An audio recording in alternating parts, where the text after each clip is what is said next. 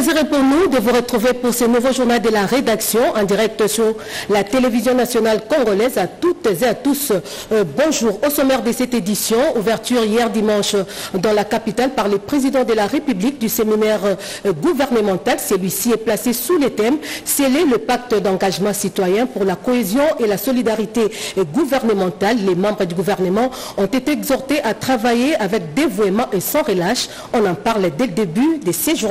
Voilà tout pour les titres encore une fois. Merci de nous avoir choisis pour vous informer à travers cette édition de la mi-journée. En nouvelle, il a finalement jeté l'éponge. Joe Biden, candidat des démocrates dans la course à la Maison-Blanche, dissuadé par son propre camp à briguer un second mandat. Suite à ses problèmes de santé, ce dernier a fait une annonce surprise hier dimanche pour se déclarer forfait. Joe Biden a porté donc son choix sur sa vice-présidente Kamala Harris pour la prochaine investiture démocrate. Nous y reviendrons. Je l'ai dit en titre, nos concitoyens attendent de nous des résultats tangibles, des changements concrets dans leur quotidien et nous devons être à la hauteur de leurs aspirations. Ce sont là les mots du président de la République, Félix-Antoine Tshisekedi Tshilombo, lors de son allocution à l'ouverture du séminaire gouvernemental. C'était hier au Palais de la Nation. Retour en image avec Guillet Kapabouti. Des sourires, des accolades, des poignées de mains appuyées, c'est l'image d'une équipe gouvernementale qui se veut soudée pour bien remporter des victoires. Et près de 2 mois après la publication du gouvernement souminois, c'est ce dimanche 19 juillet 2024 que ses membres au grand complet se sont réunis dans la salle de congrès du Palais de la Nation à l'occasion de la cérémonie d'ouverture d'un séminaire gouvernemental. Ce cadre devra notamment permettre aux séminaristes de transformer en acte le programme gouvernemental calqué sur la vision du chef de l'État. Arrivé en début de soirée au Palais de la Nation, le président de la République Félix-Antoine Tshisekedi Tshilombo est venu présider ces importantes assises.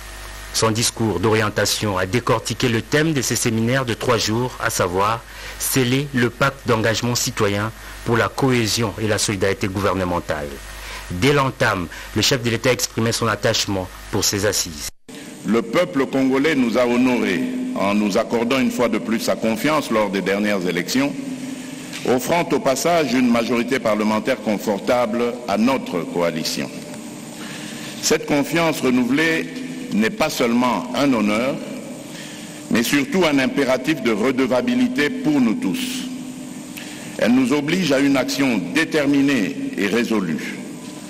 Nos concitoyens attendent des résultats tangibles, des changements concrets dans leur quotidien et nous devons être à la hauteur de leurs aspirations. Pour mieux atteindre les résultats attendus, le président Tshisekedi rappelle aux membres du gouvernement que des évaluations périodiques seront effectuées. J'ai également annoncé que des évaluations périodiques seront effectuées pour mesurer la performance de chaque membre du gouvernement par rapport aux résultats attendus. Cela nous permettra de prendre des décisions nécessaires. Ainsi, chacun sera jugé sur la base des résultats concrets obtenus en accord avec les objectifs et les actions prioritaires définis dans le programme d'action du gouvernement. Les défis à relever par cette équipe ont été clairement cernés par le premier citoyen du pays. Nous devons nous attaquer avec engagement aux questions de développement, de gouvernance et de justice sociale. Nous devons travailler ensemble dans un esprit de coopération, d'efficacité et de transparence. Un mot aux experts et aux intervenants qui animeront les différents modules de formation. Le président de la République les a invités à apporter leur savoir-faire avec professionnalisme. Le baisser des rideaux de ces séminaires ouverts ce dimanche aura lieu le mardi prochain. À l'Assemblée nationale, le premier vice-président, le professeur Isaac Tulumbayi, lui a présidé la réunion de crise des députés nationaux et sénateurs, membres de l'UDPS et Mosaïque. C'était hier dimanche au collège Boboto. Explication à l'Empikaï. Nous, députés nationaux et sénateurs élus de l'UDPS Tshisekedi et ses Mosaïques, réunis en réunion extraordinaire pour examiner la situation qui prévaut au sein du parti. Après échange il a été constaté ce qui suit. 1. Une crise de confiance entre le secrétaire général de l'UDPS et certains membres et organes du parti. Laquelle crise est susceptible de compromettre le bon fonctionnement du parti en ce moment où notre pays fait face à une guerre d'agression imposée par les Rwandais avec ses marionnettes d'M23. Respectueux de nos textes, les élus ont préconisé la résolution immédiate de cette crise. Pour ce faire, il a été décidé ce qui suit. 1. La mise en place d'une commission de bons offices devra rencontrer les partis en conflit et c'est pour une durée de 3 jours. 2. Préparer les conditions de la tenue de la convention démocratique du parti dans les brefs délais. 3. Demander aux partis en conflit de s'abstenir de mener la guerre médiatique qui risquerait de compromettre la vie de nos compatriotes. L'actualité en province nous amène à Nitouri où la notabilité du territoire des Mahagi est appelée à privilégier les acquis de paix déjà restaurés par l'administration militaire. Message lancé par Pierre Wonga, député provincial. C'était hier à Bunia. Junior Selemani nous en dit un peu plus. L'accalmie étant restaurée sur l'ensemble du territoire de Mahagi, ceci grâce à la paix imposée par l'administration militaire sous le commandement du lieutenant-général Luboyanka Shomadjouni, l'air a sonné pour sa consolidation et non pour entretenir de conflits de nature à diviser la population. Message d'interpellation du député provincial Pierre Wonga et président des caucus de zéli provinciaux de ce territoire.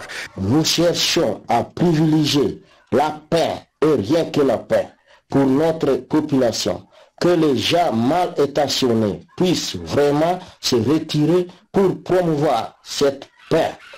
Gage de tout le monde et invitons les autorités coutumières, gestionnaires de terre, d'être vigilants en cas de situation pareille afin de barrer la route aux personnes qui voudraient engendrer des conflits entre nos chers compatriotes. Au stade actuel, tous les efforts doivent être mis à contribution pour accompagner toute démarche ayant trait pour la pacification totale de l'Ituri, raison ultime de l'instauration de l'état de siège décrété par le chef de l'État, Félix Antoine Tshisekedi Tshilombo, et commandant suprême des forces armées et de la police nationale congolaise. On reste en province. L'agression de la RDC par l'armée rwandaise, la population des Béni dans le Nord Kivu a été sensibilisée sur cette question par 2 députés nationaux en vacances parlementaires dans cette partie du territoire national. Images et commentaires. C'est dans un échange sans tabou que les élus députés nationaux de la ville de Béni, les honorables Elvis Achonga Kiaya et Dr Arsène Mwakabambale, ont été le dimanche 21 juillet 2024 devant des milliers d'habitants dans la salle Laudato Si pour leur devoir de redevabilité pour sensibiliser la population à la résistance et la vigilance contre l'armée rwandaise de la RDF avec leur supplétif du M23. Pour les députés nationaux, l'honorable Elvis Achonga Kiaya, qui a parlé pour la ville de Béni, cette restitution de leurs vacances parlementaires est une occasion d'appeler la population à collaborer et à soutenir les FARDC engagés dans le front. Ce que la population doit retenir, c'est cette unité que nous sommes allés créer entre les députés nationaux du caucus du Grand Nord.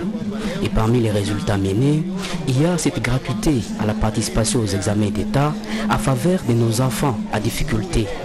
Mais aussi la présence du chef d'état-major général adjoint à Béni, c'est parce que nous avons mené une pression aux autorités pour qu'elles viennent constater la situation sécuritaire face aux rebelles du M23, que la population reste résistante et vigilante tout en restant confiant à notre seule armée congolaise et l'UPDF pour vaincre cette guerre des ADF.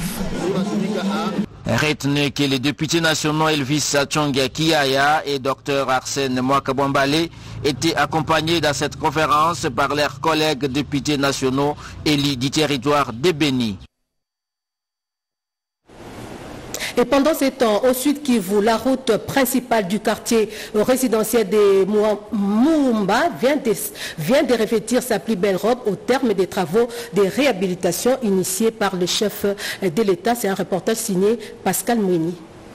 Dans le cadre du programme d'urgence initié par le chef de l'État, Félix-Antoine Tshisekedi Tshilombo depuis 2019, 2,5 km de l'avenue Lundula et 580 mètres de l'avenue Mwanga de Muumba dans la commune d'Ibanda sont en cours d'asphaltage depuis ce dimanche 21 juillet. Ces travaux sont exécutés par la Société congolaise de construction, SOCOC, sous le financement du gouvernement central à travers le FONER, sous le plaidoyer de la première dame d'Élise Nyakeru, 2 ans après leur rupture. Témoin de l'événement, le gouverneur de province du Sud Kivu, le professeur Jean-Jacques Porossi Sadiki, qui remercie le chef de l'État, Félix-Antoine Tshisekedi Tshilombo, pour sa détermination de moderniser toutes les voiries de la RDC et celle de Bukavu en particulier. Un remerciement au président Félix-Antoine Tshisekedi Tshilombo, président de la République et chef de l'État, qui a fait de la reconstruction et du développement de notre pays la priorité de ces 6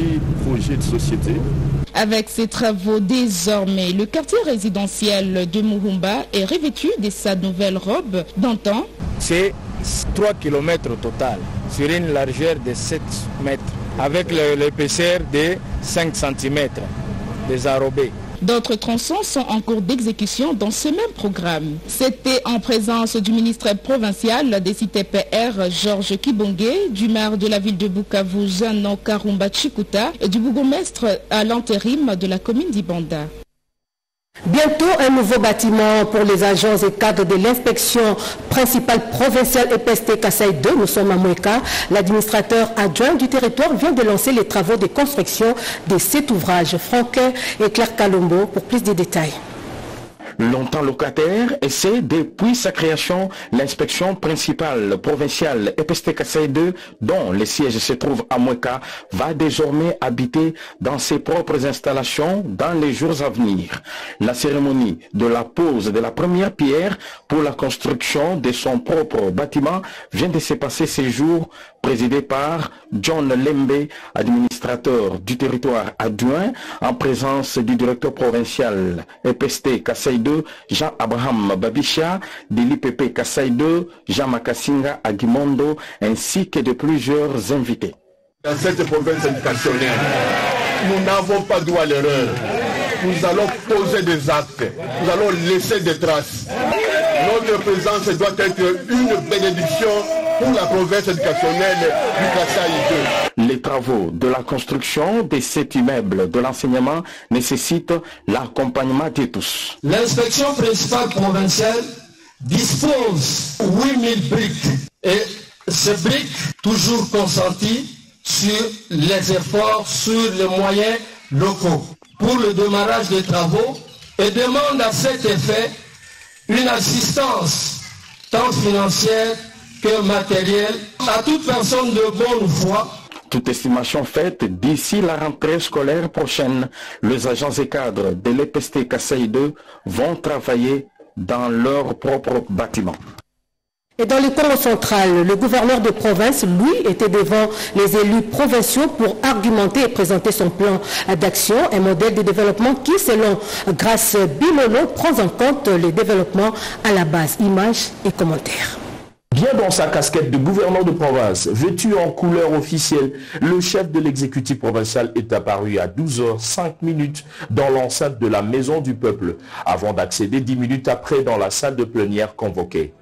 Dans son discours d'entrée de jeu, le gouverneur Grace Nkwangama Swangibilolo a signifié que son programme quinquennal s'est inspiré de la vision détaillée du chef de l'État imprimée dans les 6 axes prioritaires et les programmes de développement local, 145 territoires.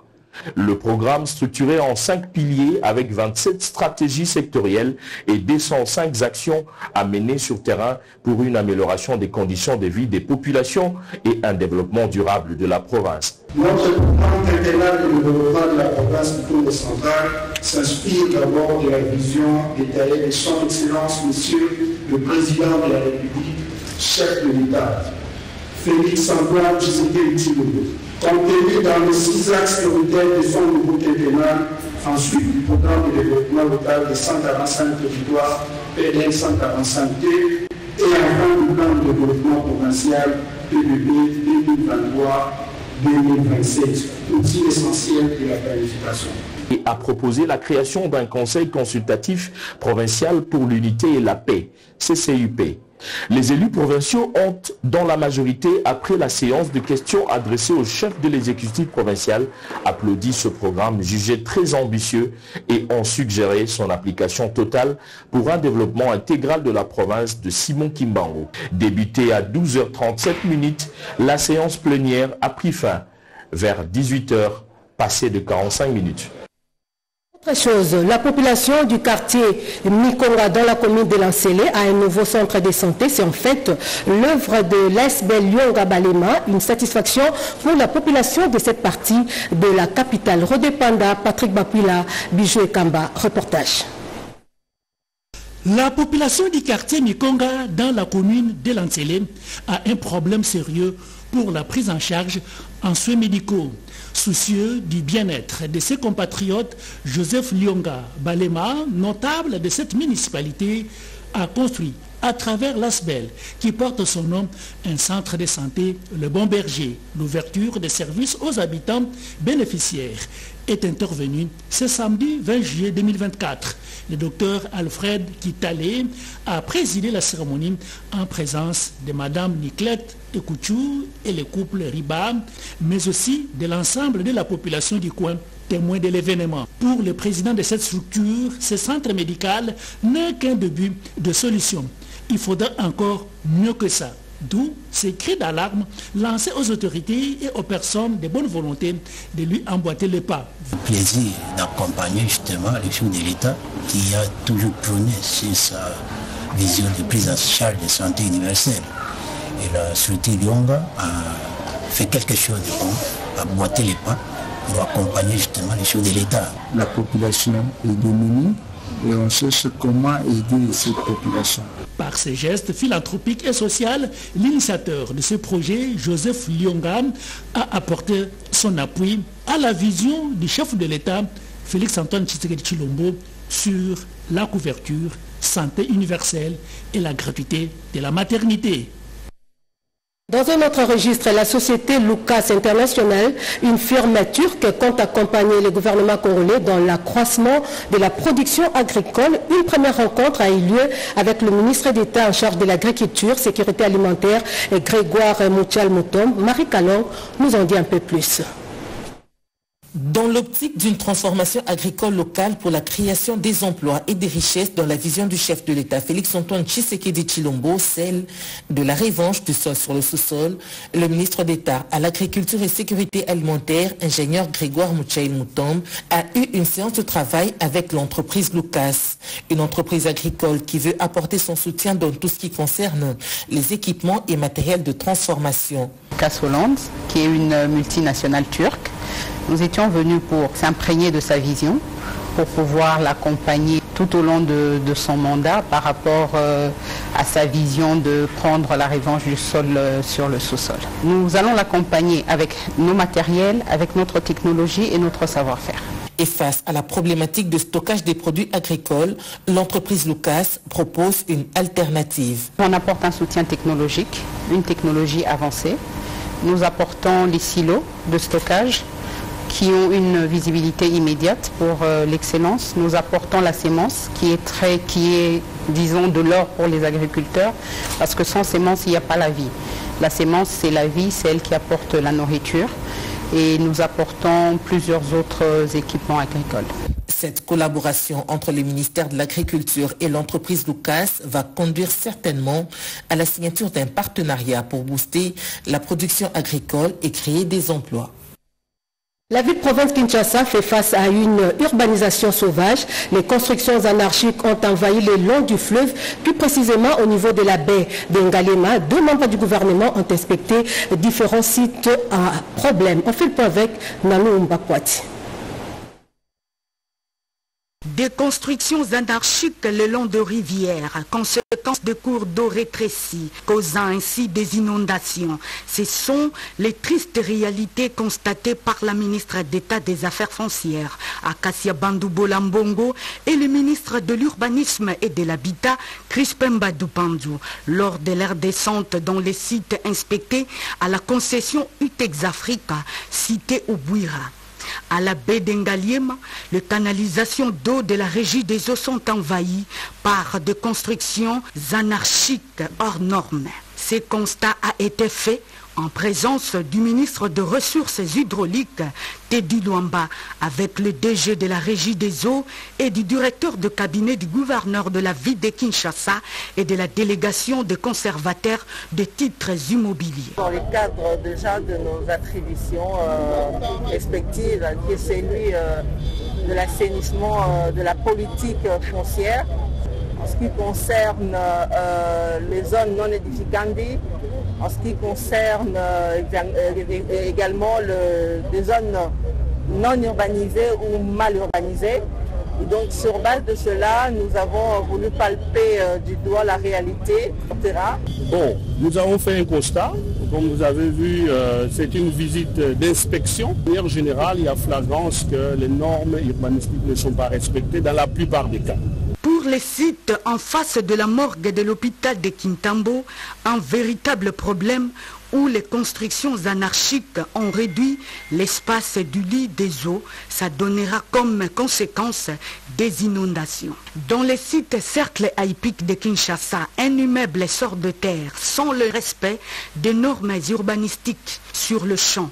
Le ministre a demandé l'arrêt des travaux et enfin, en face du stade de Martyr, un constat amer était fait sans le respect des normes de construction. Dans les jours à venir, une commission d'inspection de contrôle sera ordonnée pour s'assurer du respect de règles foncières et urbanistiques de l'habitat. Le gouvernement congolais assure la promotion des investissements immobiliers, mais dans le respect strict des normes en cette matière. Pour le ministre de l'Urbanisme et de l'Habitat, Crispin Badou-Pandou, chaque site où se font des travaux de construction doit afficher une autorisation de construire en bonne et due forme. Autre chose, 2 officiers militaires ont été récompensés récemment pour bravoure militaire par la chancellerie des ordres nationaux. L'acteur politique et homme des sciences, Peter Tchani, s'est vu également décerner la médaille d'or des arts, sciences et lettres. Parmi les récipiendaires, Feu Martin Ekanda, il a été admis dans l'ordre national héros nationaux Kabila Lumumba. Bobo Samba, reportage. Siège de la chancellerie des ordres nationaux. L'ambiance est particulière en ces jours de la remise des récompenses de la nation. 4 récipiendaires sont alignés. Martin Ekanda Odimba est venu représenter son défunt père. Martin Ekanda admis dans l'ordre national héros nationaux Kabila Lumumba au grade de commandeur. Ce pour le loyaux service rendu à la nation congolaise depuis 1975 dans le domaine de l'enseignement supérieur. Au nom de toute la famille, je tiens sincèrement à remercier le chef de l'État, son Excellence M. Tshisekedi Félix Tshilombo, d'avoir élevé notre père et des ordres Kabila Lumumba. Vraiment, il a honoré la famille. Il n'est pas là pour le voir, mais nos yeux sont là, nos oreilles sont là. Parce que ce monsieur a fait un travail de plus de 40 ans au service de la nation. Il est tout à fait normal et mérité. Autre bénéficiaire de la récompense de la nation, Noël Tchani Mwadianvita. Ce dernier a reçu la médaille d'or du mérite des arts, sciences et lettres. Il lui est reconnu un sens élevé du devoir et d'abnégation. Le candidat non élu aux dernières élections présidentielles offre à la République de grandes orientations stratégiques dans la perspective du développement socio-économique du pays. Enfin, 2 officiers militaires, le colonel Mouteteke Matunda et le lieutenant-colonel Tchala Kalombaye ont reçu la croix de la bravoure militaire. Ces soldats ont déjoué la tentative de coup d'État au Palais de la Nation au mois de mai dernier. page rose dans ce journal, ils ont décidé de cheminer ensemble tout au long de leur vie sur cette terre des hommes.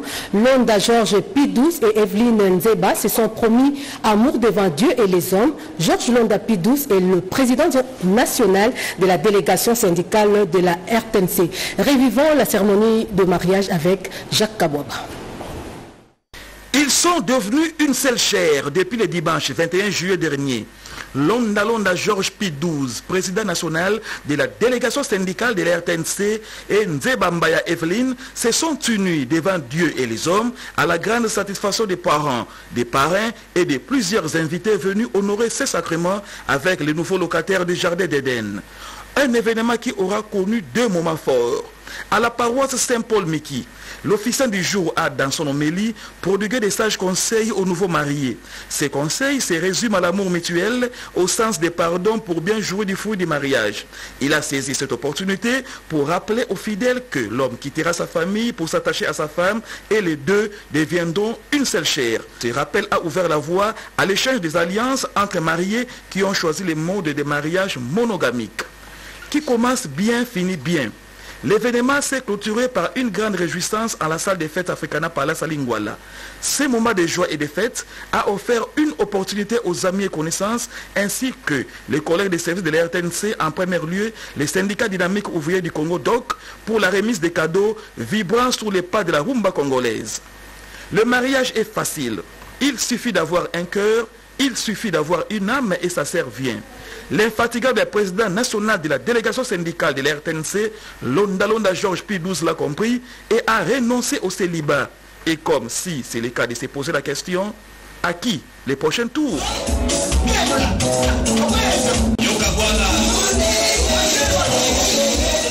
L'initiateur du mariage, Hachem, les seuls vrais dieux sait.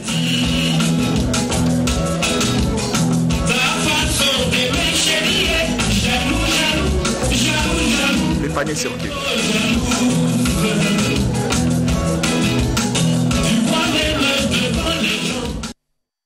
Bon vent aux nouveaux mariés. Vous n'avez pas pu parcourir différents journaux parus ce matin dans la capitale, ne vous en faites pas. Jean-Pierre Ndolo de Mazou a sélectionné et commenté pour vous quelques journaux à travers cette revue de presse.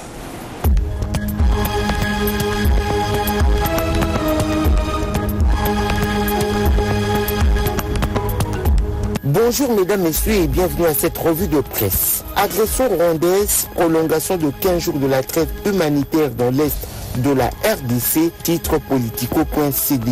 Les États-Unis ont annoncé la semaine dernière la prolongation de 15 jours de la trêve humanitaire dans l'Est de la RDC où les parties en conflit se sont engagés. À cet effet, ils appellent tous les acteurs de la région à respecter cette trêve. D'après le porte-parole du département d'État américain, les États-Unis continuent de travailler en étroite collaboration avec les gouvernements de la RDC, du Rwanda et de l'Angola pour soutenir les efforts diplomatiques régionaux dans le cadre des processus de Luanda et de Nairobi afin de parvenir à une cessation durable des hostilités. Béni, les ADF traversent la ville et créent une psychose en Nzuma, annonce 7/7.cd. Des hommes lourdement armés assimilés aux rebelles ADF ont traversé la route nationale numéro 4 sur le tronçon Béni-Oisha le samedi 20 juillet 2024 dans la province du Nord Kivu. D'après le chef du quartier Nzuma, les assaillants sont venus de l'ouest vers l'est dans la commune de Rwenzori. Il appelle les habitants, notamment les agriculteurs, à la vigilance. Il a cependant rassuré que les éléments des FARDC sont vite descendus dans la profondeur en poursuivant l'ennemi. Sud Kivu, reprise normale du trafic Uvira frontière du Burundi après la décrue du lac Tanganyika, rapporte dépêche.cd. Selon le confrère, le trafic a repris normalement sur le tronçon routier quittant la ville d'Uvira vers la frontière Kanvimvira entre la RDC et le Burundi, ceci plusieurs mois après, à la suite de la crue des eaux du marais Nyangara le long du lac Tanganyika qui avait envahi la route, limitant ainsi la circulation des engins roulant à cet endroit. Problématique d'endettement des entreprises du portefeuille, Jean-Lucien Boussa a présenté la situation au Conseil des ministres, titre Scoop RDC.net. Après des échanges qu'il a récemment eus avec les entreprises du portefeuille en vue d'effectuer un état des lieux de la situation générale et des situations spécifiques de ces dernières, écrit le journal, il s'est dégagé un constat majeur que l'un des problèmes qui accable la performance des entreprises publiques et les résultats attendus de la réforme est leur situation d'endettement excessif. Dans la perspective du développement économique et social du pays, le gouvernement tient à se pencher impérativement sur la situation des entreprises publiques. C'est à ce titre que le ministre du portefeuille a mis en place une commission ad hoc qui, en tenant compte des expériences du passé, examine cette problématique pour préparer des options de désendettement devant permettre aux entreprises du portefeuille d'améliorer leur santé financière.